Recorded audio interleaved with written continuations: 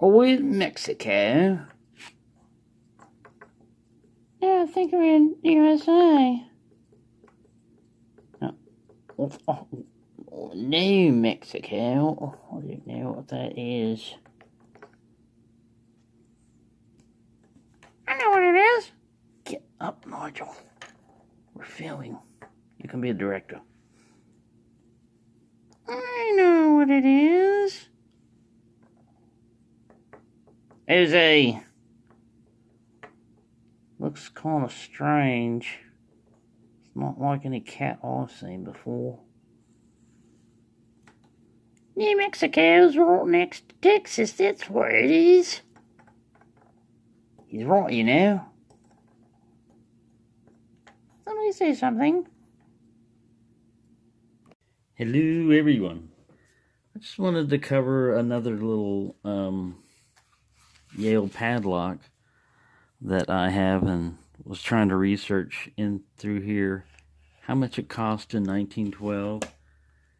And this will be kind of like an interactive thing. You can research how much 83 cents was worth nowadays, adjusted for the price of inflation. But that's how much they came in.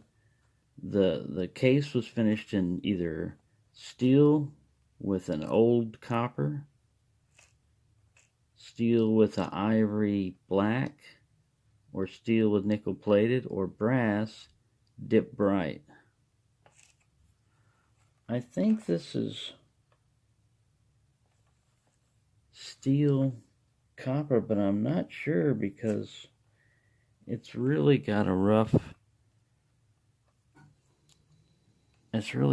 finish on it here on this side, and then on this side it's much clearer. But yeah, I think it's steel. I think it's old copper finish on it. Maybe it was meant to be crinkled like that, but I don't think so. They show it differently in the book. I mean, they give a different... You can see the kind of like pebble relief in the back. Anyway, the brass one was the most expensive one at 96 cents. This is the dealer price per dozen.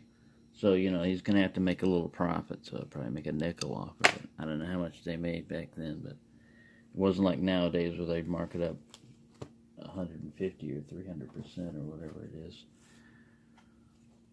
Well, I don't know. But this is a pretty cool one. I haven't gotten into it yet. It's a push key. You can see the type of keys that it came with. Kind of like that Wise key type of system. That the shape of the key, at least. Not in the way it works. Because the Wise use rings. And this one is using... They function. I pushed on them before. But you got to get the right sequence and in the right order.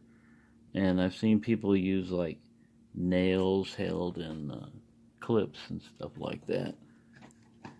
Let's see if I got one over here. Something like this.